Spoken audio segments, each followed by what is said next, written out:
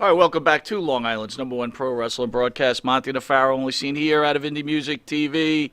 Abe, dragging your ass in here at 6 p.m. What's going on, brother? Much, man. Just hanging out. We're not allowed to talk about it, but we had some interesting conversations this week. Yeah. Can we have a quick conversation without having the conversation? Do you think we're both capable of doing that? I think so. I think I can talk about it a little So bit. what were your thoughts about everything that went on this week? And I want to get my guest involved here too, but we just got to get this off. I have to get it off my chest without saying it. What did you think? I thought it was funny. You know, it's like it was definitely very entertaining, and I think oh, sorry, my phone was going off. Yeah, no, it was very entertaining, and I think the way you handled it and your response to it was the best thing you could have done, in my opinion. You know. I don't want to say too much. I'm afraid to say too much. You know what I mean? We don't want to start that shit I know. crazy all over again, right? I know. Trust me, I really want to let everybody in on it, but I can't. After this week, forget about it. Anyway, welcoming this great guest, Blake Bulletproof Troop. Blake Bulletproof Troop, known for dropping warheads on people's foreheads. Over here with my guy Monte and the Pharaoh, coming to you live, locked, cocked, and ready to rock, baby. Man, you got the rap, baby. Man, nice. Got the gift of gab, my man. I've been doing this for a while. So listen, I got to go off script a little bit, right? Because it's, I'm not the super huge MMA guy. I totally respect MMA guys, and I'm not even a super pro wrestling guy, right? I'm much older than you for sure. But I was looking at your bio and then meeting you in person. You are one. Now that is a pro wrestler right there, and an MMA fighter right there. This is no 100-pound lightweight. You know what I'm saying?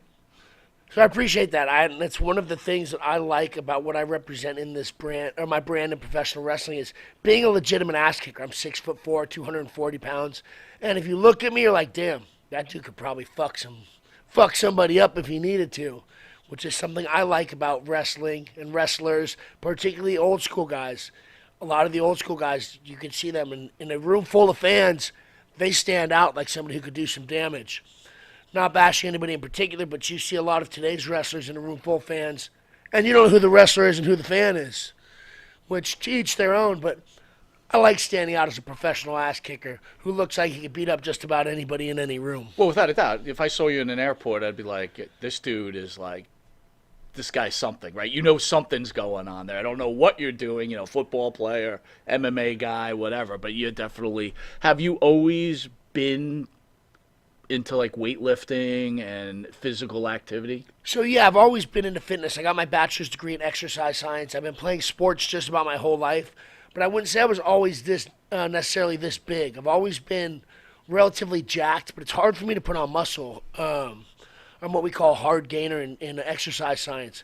And so it's been a lot of effort in terms of not just lifting at the gym, but eating as well, because eating is half the battle for putting on size. So it's taken me a long time to get this big, but I have always been into fitness and sports and been a competitive athlete my entire life. Okay, so Blake, how old are you right now? 36 years old. So you're 36, so somewhere around after 30, right, male's testosterone, it starts to deplete just naturally, right? How does that affect your training? Are you, I don't want to call it enhancing, but are you helping yourself? So in combat sports, particularly at the levels that I was competing at, you get tested for performance-enhancing drugs, testosterone being one of those. But like you said, pushing 30 or so, I moved out to Florida December of 2020 when COVID was in full swing in California to pursue professional wrestling training full-time. So that was 3 years ago. I was 33 at the time. And once I made the complete shift into professional wrestling at about 33-ish or so, 32 maybe, I absolutely began utilizing testosterone replacement to help with recovery, performance enhancement, and so forth. So luckily, since I've been 33 or so, I haven't necessarily had to deal with the consequences of getting old in terms of testosterone production. But I also live a very healthy lifestyle. I take a lot of supplementation of things to make my body run as smoothly as possible. But at the same time, Father Time's undefeated, So, Right. it absolutely helps. I mean, I wish I would have known more about, testosterone replacement therapy, because at some point, and I'm 56, right? So at some point, my levels were like at 100. And I was always a pretty heavyweight lifter for a long, long time. And it's like the minute I started, shooting every week, and I'm not doing a lot of it. I'm doing like 50 milligrams, which is probably nothing, right? To me, I think every male should be doing it. I think it's a game changer. I agree 100%. And I think that as people get older, I think it would help a lot with not just people's physical performance, but I think mood enhancement, a variety Yeah. of different things with homeostasis within the body, where I highly recommend people go get blood work done and find out the right ways to go about it so that it's supervised in the appropriate manner. But it's something that I highly recommend to grown men, particularly.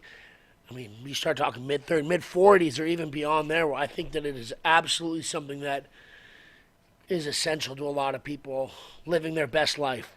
You got your NWA power hat on. And I was just thinking, right? We had EC3 in here twice. First time he was in here, had this great interview, and then he comes back, and he's already the NWA World Heavyweight Champion. So, if anything, in 2024, our luck Monte The Pharaoh will rub off on you, and hopefully maybe you'll become, next time you come around, we'll see you as the new NWA champion. That's one of the goals that I have for 2024 is to become the NWA World's Heavyweight Champion. I think I'm only 26 months into my professional wrestling career. So that's absolutely a very big aspiration and goal to set. But I think set big goals, shoot for the moon. Even if you miss, you'll land amongst the stars. So this year, 2024, I am going to become the NWA World's Heavyweight Champion. Nice. And I might have to go through my mentor, EC3, to get there. EC3 is actually somebody that I worked closely with.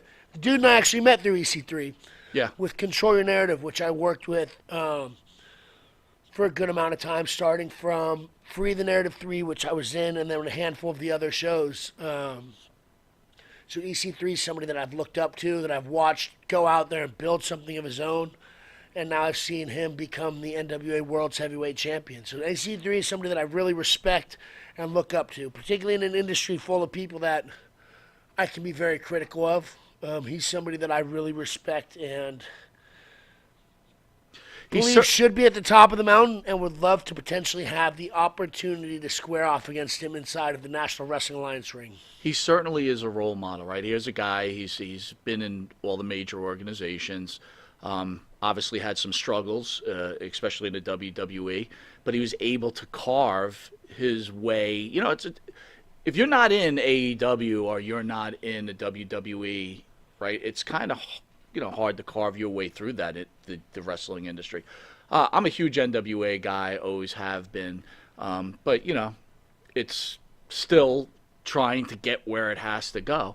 So I think you got a good role model there, and being your age, there's a lot of potential there for sure. Absolutely, got the build, got the talk. We're gonna get into that transition. We're gonna get into your early life, and things like that. But I want to go do some news items with you if you're okay. Absolutely, on that, right? Let's do it. All right, so I'm going to paraphrase here, right? So we all know what's going on between Jimmy Kimmel and Aaron Rodgers, right? Kimmel went on attack on his show about unvaccinated people, talking to the audience that people who are unvaccinated are causing pain for everybody else and filling up the hospitals where people now can't be treated because of people's stupidity not getting vaccinated. Obviously, on Pat McAfee more recently, Aaron Rodgers accused Jimmy Kimmel of having Epstein connections. We know the whole Epstein thing, and Jimmy Kimmel wasn't happy with that. And he went back and forth with Aaron Rodgers. Let's start there, and we don't want to get in too much trouble, but you could be canceled, and I don't want you canceled. We've been canceled. How many times, Abe? 7 times. Enough times. Thoughts on Kimmel's politically correct anti-vax rant? I will say that I lived in California at the beginning of COVID, and because of a lot of the COVID restrictions and so forth that were placed on the Californians during that period of time, I left California. I live in Florida now. I'm a big believer in freedom and being able to live your life as you want to live it. So if people don't want to get vaccinated, I think that's on them. If people want to self-identify as a fucking hot dog, then that's on them. I think let people live their lives to the risk that they want to have. That's kind of my feeling on it. Well, let me ask you this, Blake. At what point is enough though? Like, what if eventually someone wants to marry their dog or maybe an ant or a cockroach? Are we going to continue to allow this to happen? I mean, when is enough enough? It's a great question. I don't know. It's great. Well, let me ask when you when I get the answer to that, I'll run for president. You'll run for president. That's a great answer. So, what did you think of Aaron Rodgers? Obviously, they have a back and forth. Do you think Aaron Rodgers is out of line with the whole Epstein comment? I think that is, in today's climate, I think that is a big statement to make without any evidence or something to back that up. What about general shit talking, right? Kimmel's got his own show. He has a lot to say, and he can get away with it. And someone wants to shit talk back. Why is everything taken so literal? So I guess with the shit talking, where I'm a big fan of shit talking, and I heard some of the quotes back and forth. Like one thing that Jimmy Kimmel said that made me laugh, that was pretty good. Is like Aaron Rodgers got 2 A's on his report card, and they're both in his name. And I was like, that's good. That's a great good, line. Right? Yeah, like, sure. But that's not like the Epstein thing. I could see that putting somebody's. Because I heard Jimmy Kimmel was upset. He said, you're putting my family potentially in danger by making claims like this, which I actually get that and agree with that. Good point. Where it's because there's a lot of people that are upset about this. This should be more front page news. It's like unofficial front page news because all the people are talking about it. It's just not all over the news. Right. Where people want to know what the deal is and like who's over here fucking all these children. Because yeah. I mean, to each their own and self-identifies this, that, and the other. But I don't think people should be fucking kids, And I believe a lot of people feel very strongly about that. So to say somebody is a part of this group, I do think that potentially puts them, their family, and so forth in a potentially precarious or dangerous situation, because if somebody just happens to believe that and sees them walking down the street or at dinner whose kid got kidnapped or raped, or whatever, that could potentially come down to being some type of bad situation for Jimmy Kimmel. So that's why I say if he said that without there being any basis for saying that he was on the Epstein Island or whatever, I think that's not right. I didn't think about that. That's a really good point, man. You know what? You do put someone in danger. I get maybe that's not in the best taste to throw that joke out there, right? But like if it was shit talking, like I'm all for shit talking and jokes, especially that Aaron Rodgers, the 2 A's. I popped big when I heard that. All right. Judge orders Universal Music Group to give R. Kelly's remaining royalties of $567,000 to his victims. The judge has ruled that the R&B singer R. Kelly remaining royalties cover the $500,000 owed by his sexual assault victims. Thoughts on that? Well, back to people who shouldn't be fucking children for $500. Yeah. Oh, wow. Boom. Yeah, I mean, I don't really feel bad, I think that, and again, I don't know all the details of his story, so I can't sit here and act like I'm an expert on the situation. Right.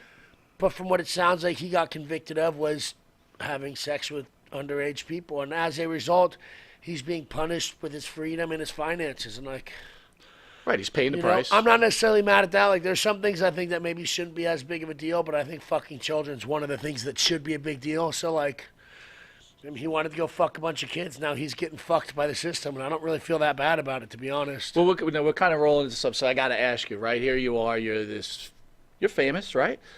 MMA guy, pro wrestler, you're an actor, stuntman. You're everything, bro. Good-looking guy, built like a brick shit house, smart dude. How's it out there being famous with the women now, right? So back in the day, we talked about old school wrestling, the shit that went on, and some things probably not so nice, and some things people were okay with, whatever. Now, you make the wrong move, you could be canceled. What do you do now? Like, what is your spidey sense going every time you're walking around? What's the deal? It's definitely a tough, precarious situation to potentially be in because it also becomes a lot of he said, she said, and unfortunately in today's environment, when it comes to men and women in weird sexual situations and stuff, the man's guilty until found proven innocent. Which, and I'm not going to say you should always believe a victim or you shouldn't or whatever, but it does come down to a tough situation where you have to be very careful because, let's say you get put in the situation, you got to prove that wasn't what happened, I'm like, women lie. There's been like I've seen a video of a girl in her bed and she's like punching herself in the head, trying to say, Yeah. "Oh, it's my husband." And thank God that dude had a security camera showing her punching herself in the head. You know, like. Yeah, but even roll it that way. There's the video. People still won't believe it. They'll still think that the guy did it anyway, no matter what the proof is. Or what right? did he do to make her want to do that? And you're like, Yeah, right. it definitely becomes a little tough, and I think that people need to be protective of themselves. But I also think another big part of, and like given I think the girl punching herself is a different situation, but in terms of like sexual relationships, is being honest with people. I think people do a lot of this stuff out of spite because they feel like they got played or lied to or this, that, or the other. Where if people were just straight up and honest and everybody knew what they're getting involved with, there might not be such spite when things go sour where someone wants like, I'm going to come try and ruin your life now. Probably because they're really hurt because they were so in love or this, that, or the other. I mean, I can't say it's for every situation, but I think honesty would go further in preventing people from acting like lunatics. Well, let me ask you, Matt Riddle. I mean, you know Matt at all personally? I don't know him personally. But you know the deal that was going on with him with numerous women, I don't want to say numerous, some women complaining about him. What are your thoughts like about that type of stuff, right? Here's a woman who dated Matt Riddle, and then the minute he broke up with her, she pretty much destroyed his career. You know, I think timing of things always makes me a little bit weary. If things were that bad, you know, and so forth, but your guys are still together. And then we break up, and all of a sudden he's the worst person in the world. Like, I don't know enough details about that specific situation, but I will say that I know people that know Matt personally, and Matt's a good-looking guy who's got a lot of stuff going for him, and I hear he's got a lot of swagger where it's like, I'd be surprised at a guy putting himself in a bad situation, or a situation where the girl wasn't interested in it. Mm-hmm. Maybe at some point she got turned off by it, but it's hard to speak on. Or maybe, like you said, I he also just don't kicked it know to the about. curb, and then she was unhappy, and then she was And then like, spiteful. I will destroy you. I'm going to get you back, motherfucker. Right. Exactly. How was that for sneaking that in, Abe? You like that one? That was pretty good, right? Okay. Anyway, at 9 o'clock after you today, I've got the author of Monster Mirror. It's the he spent over 100 hours with David Berkowitz, the son of Sam. I know you're a younger guy, but do you remember the son of Sam at all? Who's that? The son of Sam, David Berkowitz. Yeah, so he was a serial killer. Back in the 70s. Huge thing in New York. Yeah, son of Sam. Well, explain the son of Sam, because I do remember hearing this. So, a gentleman by the name of David Berkowitz, and by the way, the book is Monster Mirror. The author will be on at 9 o'clock today. David Berkowitz was a serial killer. He killed over, I think, 30 people, if I'm right. It was almost a weekly occurrence throughout the summer of, 78, I think. Anyway, long story short, David went to jail, and now he's a born-again Christian. And he's found Jesus, and he is looking, he's looking for forgiveness and everything else. What are your thoughts about that? Like, Jeffrey Dahmer eats people, David Berkowitz kills a bunch of people, and then they find God. I mean, do you think if they truly find God, they should be forgiven? I mean, if by forgiven you mean released from prison, then no. No, not released. Just like forgiven by people, or like for I don't want to get too deep in the religious thing, but it's like he goes on to the afterlife. Is Jesus waiting for him and says, "Hey, look, you really didn't want to eat those 10 people, eat their brains and fingers and whatever else you would do, and I see that you want forgiveness for it." I mean, do you have a hard time forgiving people for something like that? Let's even turn it to child abuse, right? Having sex with children. Guy has sex with 8 children, and all of a sudden in his heart he feels like he's, I'm sorry for what I did. I didn't really mean to do that. Yeah, it's a tough one, and because I think a lot of people hide behind religion, and I'm not saying everybody does or so forth. Sure. But I feel like religion can be something that a lot of people can hide behind. And I think this is a situation which people could hide behind it and maybe not necessarily be genuine behind the message. And maybe they are, but if they're fucking children and killing people, I think they should be in jail. So, like, praise the Lord, forgive them, blah, blah, blah, blah, blah, this and that. But, like, you're still going to die in jail, in my opinion. I think they should put you, like, in a cell with you and let you have, like, 5 minutes with them. There'd be nothing left of them, right? Yeah, right? I'd like to thank the band that sings the theme song for Monte The Pharaoh and Jimmy Farrell, along with his partner Bart Griggs, make up the band Wisteria Hall. Wisteria Hall sings such great songs as In My Dreams, This Life, Not Far Behind, Here Comes the Rain, You can find their music on the Wisteria Hall YouTube page. Hit that like and subscribe. Get them on Spotify, Apple Music, Reverb Nation. If you didn't know it, you are watching Long Island's #1 pro wrestling broadcast, Monte The Pharaoh. Catch Monte The Pharaoh on the YouTube page, Monte The Pharaoh on the Facebook Live page. Hear us on iHeartRadio, Spotify, Anchor. Catch us on the Monte The Pharaoh Twitch TV page. And if you're lucky enough to live in New York, catch us on Channel 115 every Tuesday at 9:30 p.m. and Saturday at 11:30 a.m. and Channel 20 on Tuesdays at 7 p.m., where you have this MMA pro wrestling legend in a reduced version of this interview. Also, we're part of something called the Intuitive Network. That's IN2ITIVE Network. Go on there, get your free music, comedy, drama, and of course, Monte and the Pharaoh will be right back after this quick message.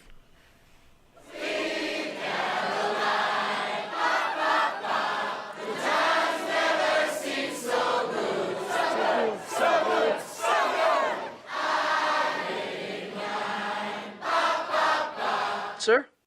Manscaped? Have you tried the new equipment that's been sent? I'm afraid because it says weed whacker. I'm scared.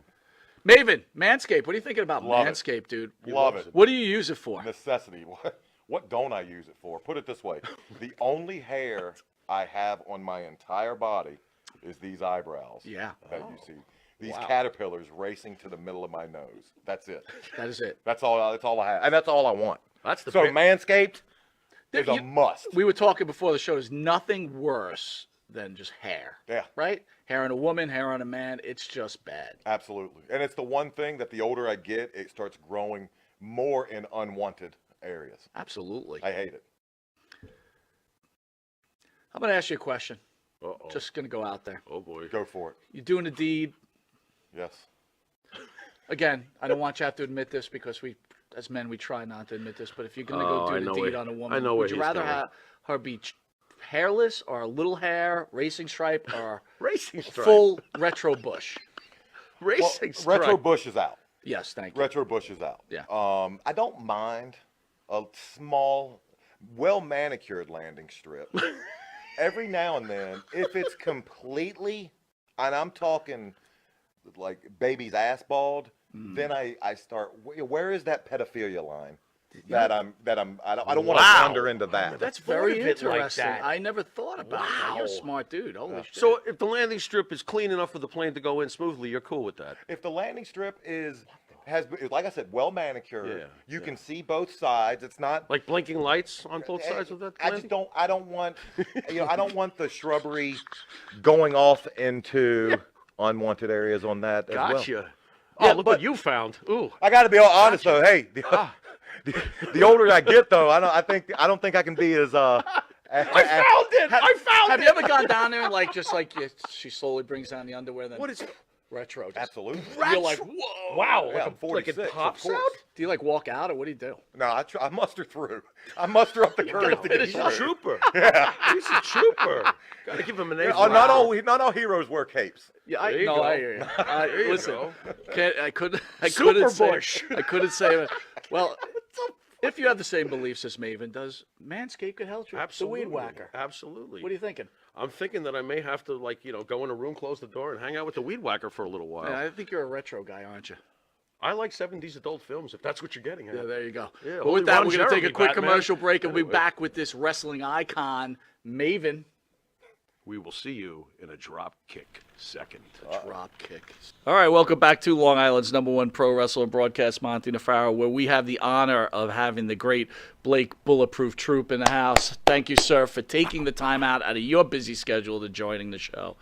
So, I don't want to say unfortunately, but sometimes I have to ask questions because some of the fans pay to have that question asked. So this one I really don't want you to answer, but I'm going to ask it to you anyway.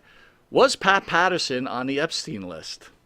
We don't know, man. Sorry, we can't answer that question, especially when this man wants to eventually be in another organization where Pat Patterson is recognized at a pretty high level. So we were talking during break, being an MMA guy and being the real deal.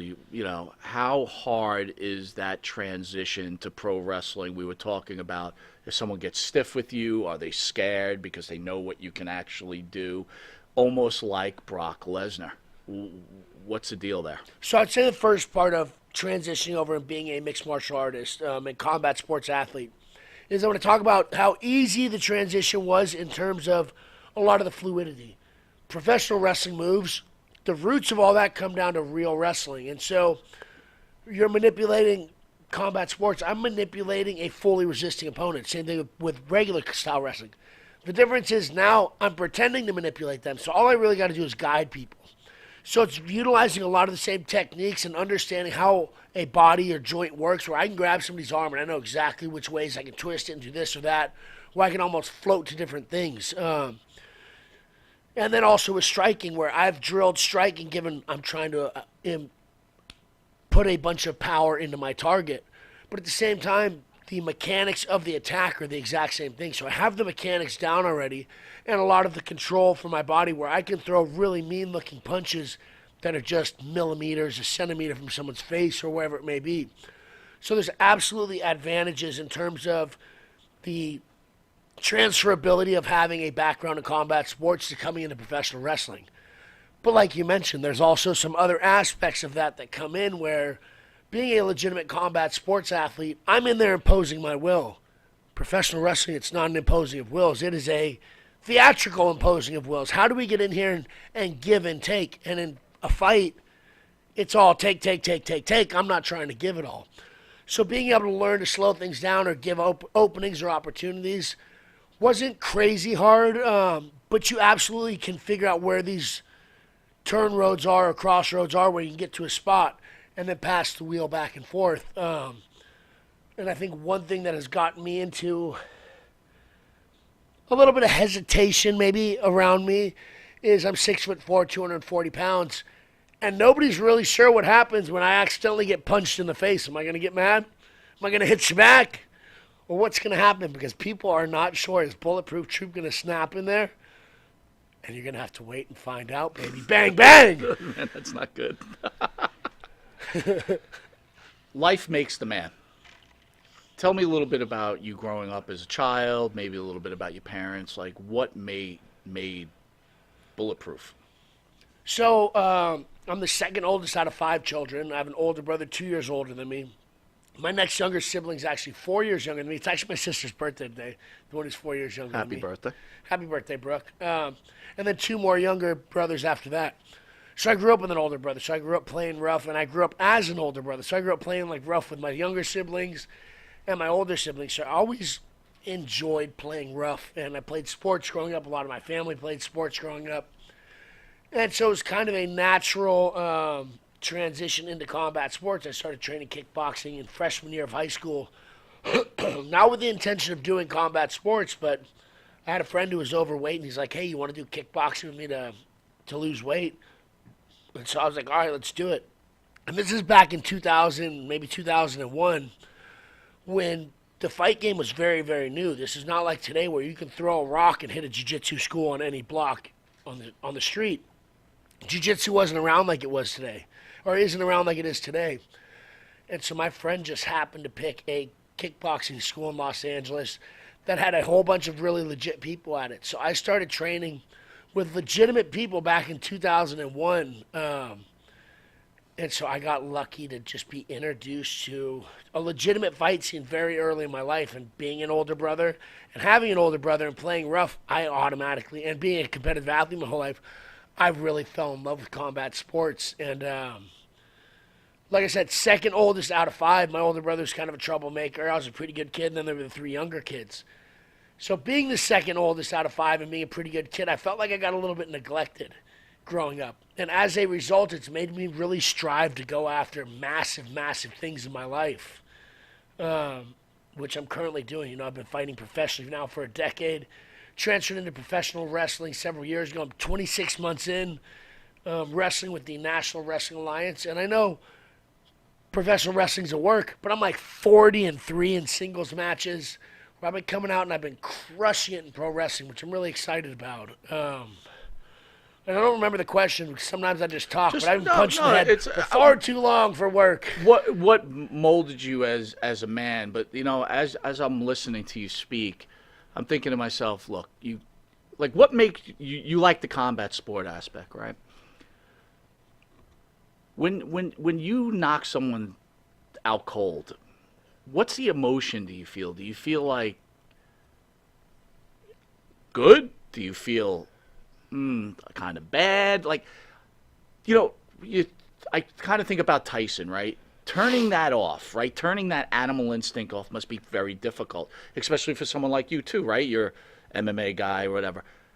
What are your feelings when you actually hurt someone? And it's different from football and baseball and basketball. Let's call it like it is. You're hurting someone. Right. The goal isn't to win. The goal is to go hurt somebody. Yeah. What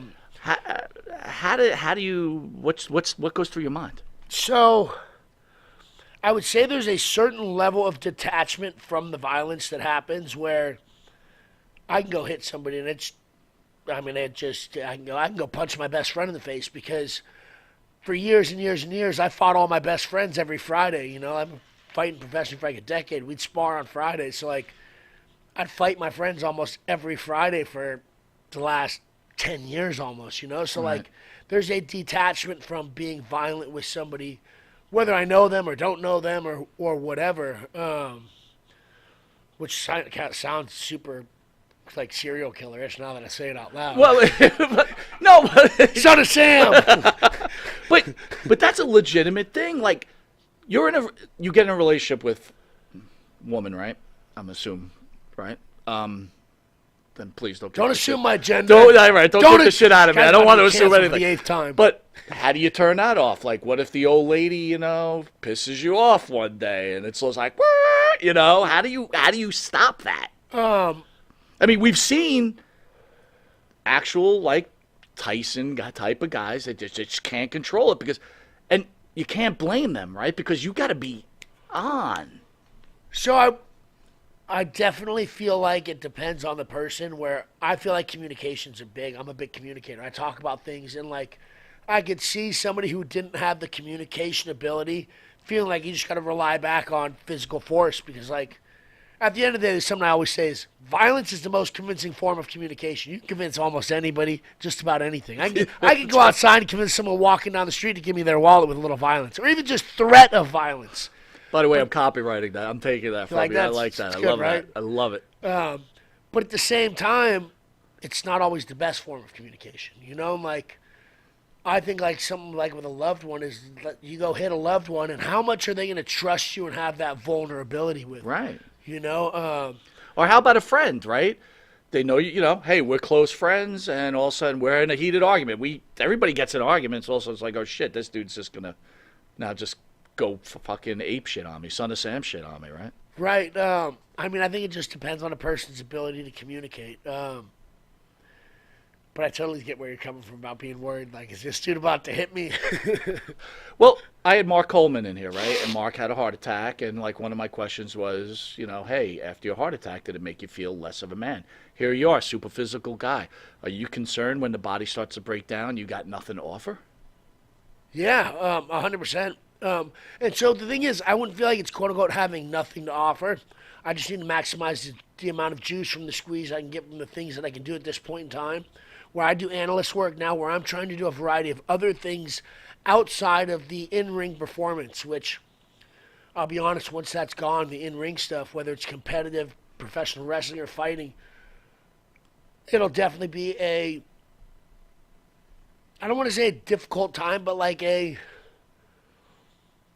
figuring some stuff out because, it is a big outlet. And being, not just that, but being in the spotlight.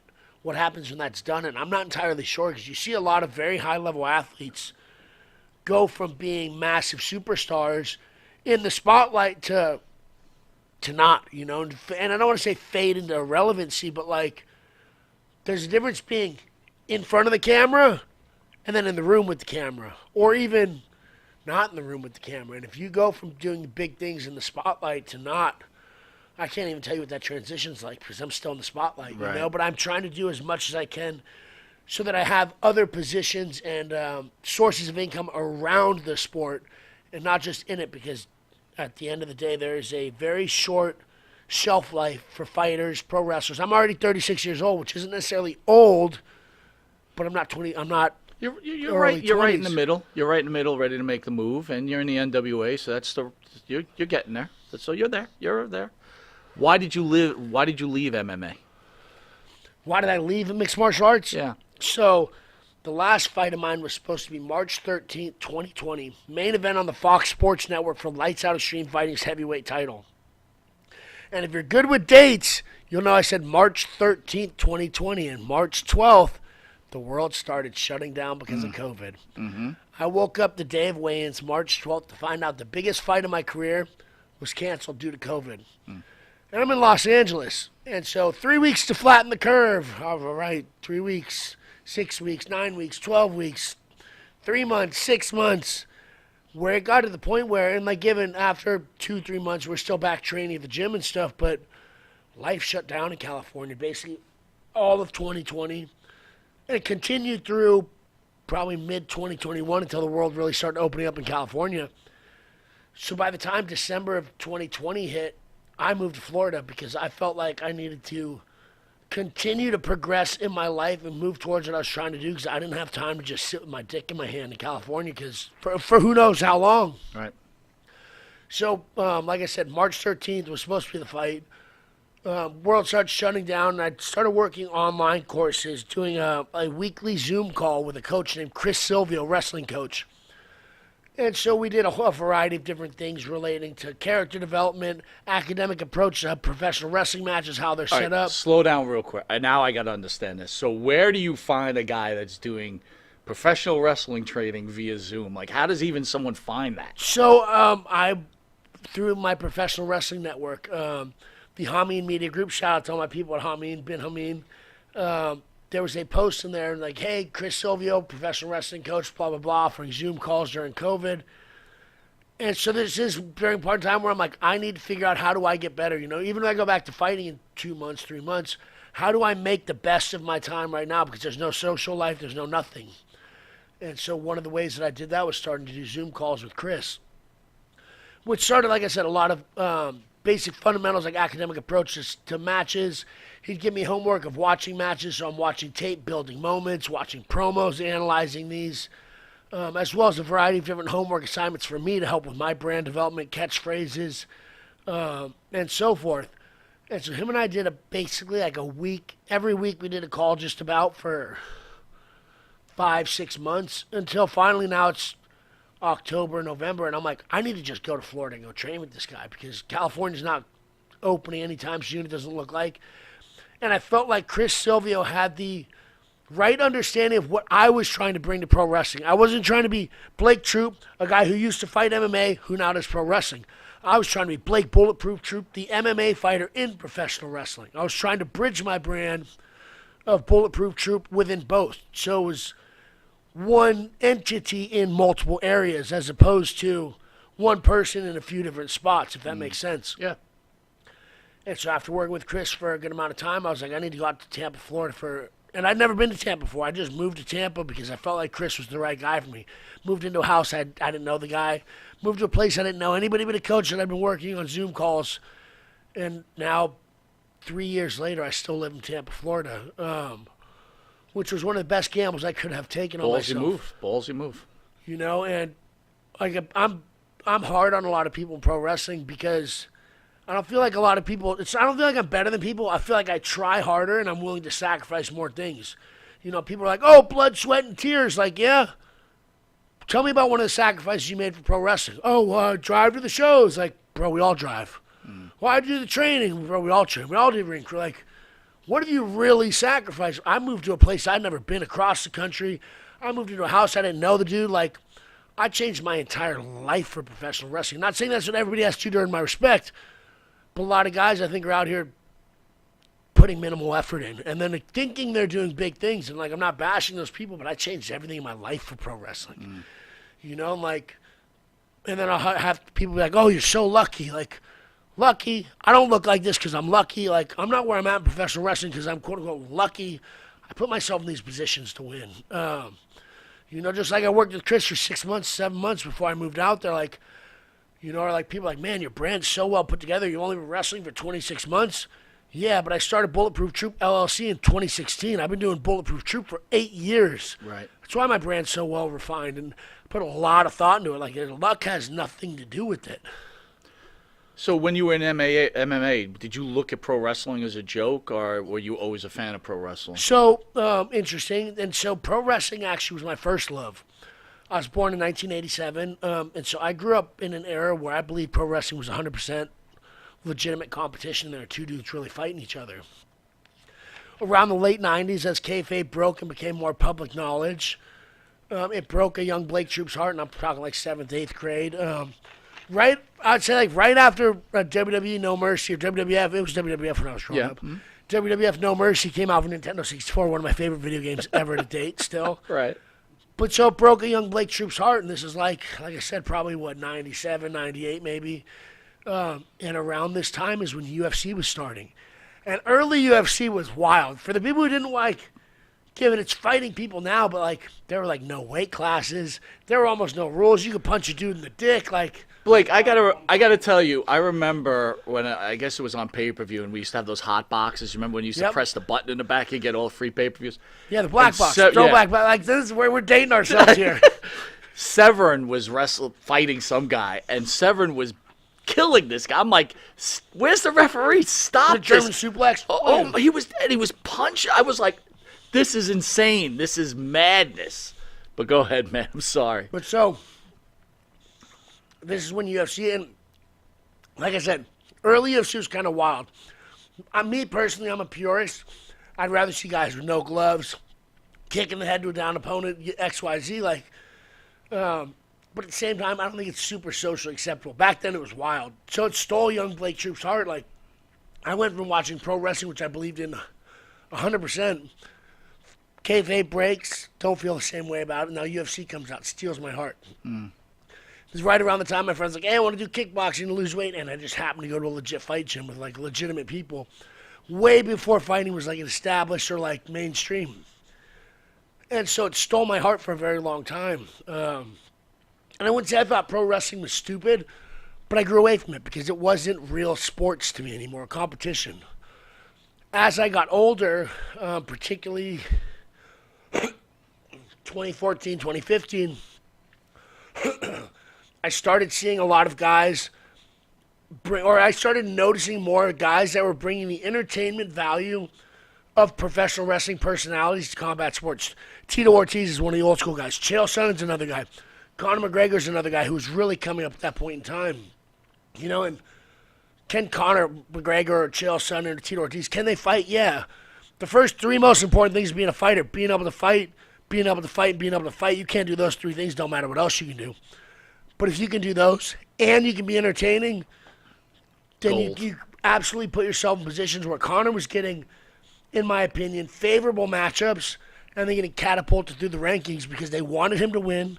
They wanted to give him a microphone. They wanted him to be a champion. Why? Because could he fight? Yeah, but he could talk. Right. And so by looking at guys like this who are getting special treatment because of their ability to be entertaining, CM Punk's another perfect example.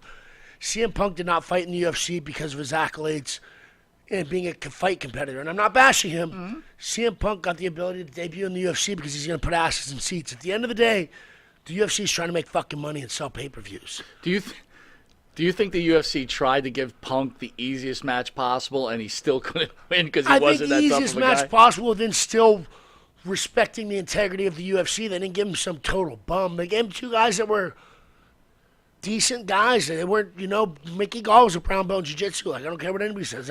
So he had to fight legitimate guys. Yeah, I think it still respected the integrity of the UFC's spirit of competition. I don't think it was a complete gimme. I think they tried to give him guys that wouldn't go in and wreck him, but at the same time, they shouldn't. They wanted him to win the match, because the guy's entertaining. So let's give him someone there is a chance. It should be a good matchup. Yeah, right, gotcha. Because no offense to CM Punk, but they could have given him somebody who would have blown him out of the water. But they gave him some guys that he could be competitive with. And I'm not bashing CM Punk, and I have all the respect in the world for CM Punk for getting in there and fighting people. But what I took away from that was, if you're able to sell pay-per-views and get asses in seats and get people interested in what you're doing, that it's going to massively benefit your in-ring career and maybe even make that in-ring journey slightly easier than if you're only fighting to get to the top. Because if you're fighting and being entertaining to get to the top, you'll get there way easier. So instead of hating on these guys getting opportunities that I wish I had, Right. which brings back to CM Punk thing where, like, you're going to debut in the UFC, but I've been training for 15 years, and, like, I haven't made it to the UFC. Like, there was a little bit, and I don't want to say, like, hate or spite, but almost like, I should be getting that opportunity. And instead of sitting there and being like, oh, me, where, how do I get special treatment too? Oh, I got to be more entertaining. I got to be able to, like, cut promos, blah, blah, blah. That's 100% why I created Bulletproof Troop LLC. And Bulletproof Troop, the character, started in 2014 after watching Conor McGregor and being like, I need to figure out my way to do something similar to that, which brought me back to my first love of professional wrestling. I essentially created a professional wrestling personality in combat sports, like Bulletproof Troop, known for dropping warheads on people's foreheads, baby. Love it. Came from pro wrestling. It's 100%, and then now it's brought me full circle into 100% professional wrestling focused competition now. Guys like you are good for professional wrestling because you give the legitimacy behind it, right? It's like, yeah, we all understand that it's scripted and everything else, but you know, Brock Lesnar for real will kill you if really, you know, Randy Orton, but a guy like you, big difference, yeah, for sure. You're in the NWA now. You hear about the AEW locker room, how divided it is. You've heard all the problems they've had. You're in the industry. WWE seems to be much better than it has been recently. What's the NWA locker room like right now? You know, I haven't been in a ton of locker rooms, so I can't necessarily compare it to other places. And I'm not going to go into the he said, she said about this law or that. One thing I'll say about the NWA locker room, it's full of veterans that are willing to give advice, very welcoming. And, like, I think a lot of places can be very cliquey, like there's that group and there's this group and there's this group, where given do people kind of hang out together? Yeah, but it's very inclusive in terms of, like, you could chat with different people, or like you can go, and a big thing for me is you can go ask any of the veterans in the locker room, EC3, Trevor Murdoch, any of the guys, Tyrus when he was there, you know, any of these guys, hey, I got a match coming up, would you watch it and give me some feedback? And they'll give you, like, good, I mean, if you'll listen and take what they're actually giving you, then they'll give you some really good feedback, you know. But the guys that just are asking just to ask and not really get the feedback, I don't know what they'll get. But I go in as a competitive athlete and, like, I'll ask for some real feedback, and they'll give it to you. Which, in my opinion, is how much are they trying to elevate the people around them. But they'll give you legitimate feedback, though. Oh, right? yeah. Yeah. And, like, I feel like it's a very welcoming locker room where it's not like, you know, I made my debut in NWA, like, 14 months into my career. I felt very welcomed in the locker room. I didn't feel like people, like, didn't treat me like I didn't belong, or like I wasn't an equal to them. You know, given I was new, things I could do better and so forth. But if a veteran's going to come over and give me some advice after my match, as opposed to just not say anything, and to me, I'm a competitive athlete. Like, give me the advice. Like, that to me is welcoming. I'm a big fan of the NWA locker room. I think from top to bottom, with Billy Corgan, all the locker room leaders in terms of, like, EC3, Trevor Murdoch, Mike Knox, and a lot of the guys, it's a very welcoming place. I love working at the NWA. So when EC3 was in here, they were just NWA was just finishing that CW deal was just around the corner. Tough question for you. Did Corgan make a mistake doing the cocaine gimmick with James Mitchell? Did that throw you guys off track? So I've heard that had something to do with things working out and not working out. I've heard that it had nothing to do with things one way or the other. Hard to say. I don't know. I heard about it later. But I couldn't really tell you one way or the other. I think publicity is almost always good to have. I can't speak enough on it. I don't know. I also try not to get caught up in the dirt sheets and the this and that, sure. You know, like where. Do you have a relationship with Corgan? I have a working relationship with Billy, or Mr. Corgan. Like, I like Billy, and I feel like I can shoot him messages and talk to him about a variety of different things. You know, because I am a crossover athlete, I do like to flex for him a little bit. I was on the Fubo Sports Network last weekend doing a combat sports analyst gig with Lights Out Extreme Fighting, which gets hundreds of thousands of live viewers. Right. And on the broadcast, I cut a promo about my upcoming match against Joe Alonzo at the NWA Paranoia event in Fort Lauderdale, which is this coming Saturday. And Joe, if you ain't been training through the holiday seasons, my man, it is going to be a rough night for you on Saturday. But so I will do things like that, and then I'll send that over to Billy, who's stoked to see his stuff in an area that's outside of professional wrestling. Right. Like I said, at the end of the day, these are for-profit businesses, meaning how much money can you bring to the company? And by being a crossover athlete in a similar market of combat sports, I feel like my ability to bring fans to professional wrestling or new fans pro wrestling, ideally combat sports fans, I'm in a unique spot to do that. And so I try and do that as much as possible when I have the opportunities to do that. And as a result, I think that it's earned me some respectability because I'm something different than the rest of, I'm not bashing anybody, but I bring something to the table that almost nobody else in professional wrestling can bring. I asked this to EC3. I'll ask you too. Corgan obviously has put a lot of effort towards the NWA. Being a true athlete like yourself, is it difficult to take, obviously Corgan's a genius, right? Musical genius. But is it difficult for an athlete like yourself to take direction from a non-athlete when it comes to professional wrestling? I mean, it's not like he's giving you music lessons, right? You know, if Billy's like, here's what you need to do, like, I might take one more fight potentially before the end of the year for the Lights Out Extreme Fighting Heavyweight title, which was supposed to be my last fight, and I'm considering potentially doing. If Billy came in and tried to tell me what my game plan needed to be for that fight, I would probably laugh. But professional wrestling is not competitive combat sports. Professional wrestling is live theatrical performance. And if a performer like Billy Corgan told me, here's what I want to see out of you in this performance, I'd be silly not to listen. Because who am I in terms of a competitive athlete and fighting? First, understandable. But you're talking about a guy who's toured around the world performing, given a different field of performance, but at the same time, it's performance. If a performer of that magnitude gave me direction, particularly on a show of here's what I want on my show, I would absolutely have no problem following that. You know, and one thing that I would say that I think touches on what you're kind of trying to ask is if they were like, hey, we want you to come in and lose to Kylie or like one of the girls or Ella Envy or something, like how would you feel about that? I mean, I wouldn't be stoked because and realistically, how does a girl like that beat me? But if we can make it work, let's figure out how we can make it work, and I'm going to deliver on what you're asking. Right. You know, because I'm a big fan of realism and at the same time protecting my brain because I do something stupid and now it takes away that entire mystique and that. But if that's what you want, let's figure out how to make that work, you know? So it's professional wrestling, it's theatrics, you know? I'm like, I just was claiming and boasting my like 40-3 singles record, but it doesn't fucking mean anything at the end of the day. It's fucking pro wrestling, you know? Like, but at the same time, the perception of what that person is, you know? And if they want me to go and lose to like a Kylie or a... No, man, we gotta whoever. We gotta get you in that match with EC3 and get that NWA title, man. So. Yeah, I would. It would be an honor to be able to face off against a mentor like that, particularly having something like the 10 pounds of gold on the line. You do some acting too. There's some movies that the fans can see you in. Yeah, so I've done nothing too big yet. I've been on a handful of TV shows. Like The Kingdom was an MMA TV show. You'll see me throughout that actually in the background doing a bunch of different extra work. I've been to stunt driving school. I've choreographed a handful of like music videos and different things like that. Film is kind of the next chapter for me. I've done a handful of things, and I'll still dabble in different film-related projects. But fighting was really the foundation of my career. Pro wrestling is really the next stage of me becoming the best entertainer that I can be. And then maybe 10 years or so down the line, 5, who knows what opportunities open up. But then eventually making my way into even more mainstream entertainment.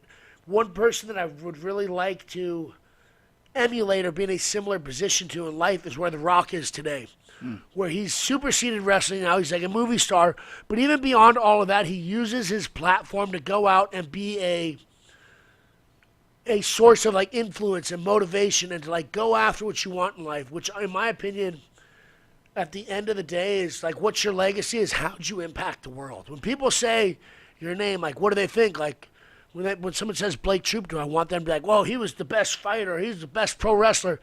Cool, short little high if I'm on my deathbed, but if somebody's like, man, you encouraged me to go after my dreams and to believe in myself. That would make me feel that's a legacy that I'd want to live behind.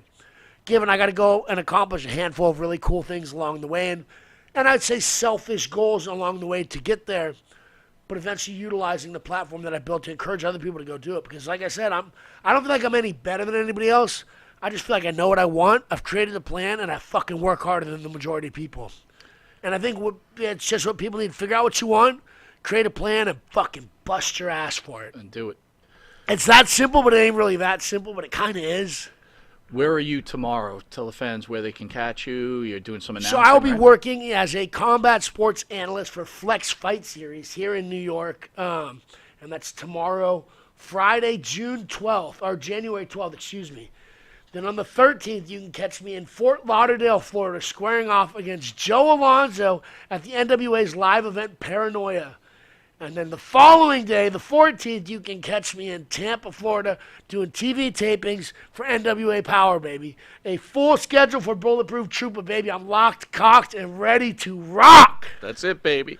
Want to thank the great Blake Bulletproof Troop for being in studio. What a wonderful interview. Good luck tomorrow. Thank you again for honoring us and coming into this studio. Want to thank everybody. Catch the 30 at 7:30, and then I'm back on with the author of Monster Mirror, the 100 hours spent with Son of Sam, David Berkowitz. Want to thank you again, sir. I got to give a quick shout out to my man, Dude Gourmet over here. He's sitting quietly on the couch He is next a quiet, to me. he's a He quiet made man. all this happen today. He picked me up from the airport today, had some fire torta sandwich for me. Been making all kinds of fire. It's good to see my man. Shout out to Dude Gourmet. And if you don't have any seasonings by Dude Gourmet yet, you need to head on over to their website and pick something up. We just had BLTs. What was it? Honey Chipotle? Oh, it was so good. Go get yourself some Dude Gourmet, ladies and gentlemen. Control your nutrition, right? Control your nutrition. Yep. We'll see you guys at 7:30. You've been watching Long Island's #1 pro wrestling broadcast, Monte The Pharaoh, only seen here out of Indie Music TV. We'll see you at 7:30 with the 30 and 9 o'clock with the main show.